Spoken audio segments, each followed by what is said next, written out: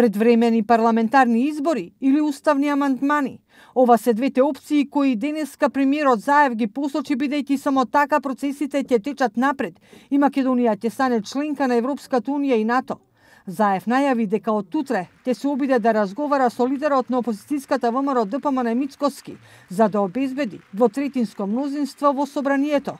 Посочи дека засега нема поддршка од конкретни пратеници на ВМРО ДПМН, но доколку нема договор, ќе има предвремени парламентарни избори на крајот на ноември.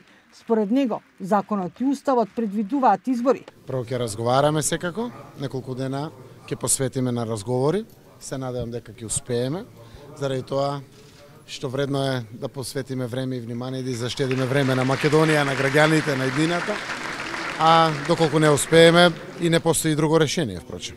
Процесите не може да останат замрзнати, не може да останат во место, мора да се движат напред, така да вредно е да посветиме максимално внимание.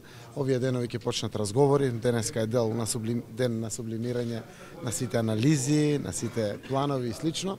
Веројатно од утре веќе ќе почнеме со разговор. Во ВМРО ДПМН за еден ТВ потврдуваат дека нема добиена официјална покана за евентуална средба, но најавуваат дека во наредниот период партиските органи ќе заседаваат за да донесат одлука за понатамошно делување.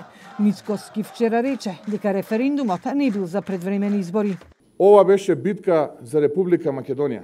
Не беше битка за предвремени или било какви други избори. Се разбира дека ВМРО ДПМН продолжува со незините активности, а во насока на пронаоѓање вистински решенија кои што би значеле подобар живот за нашите сограѓани. За лидерот на Дуј Ахмети, Македонија има многу поважна работа од предвремени парламентарни избори и затоа собранието треба да ја донесе одлуката за договорот со Грција.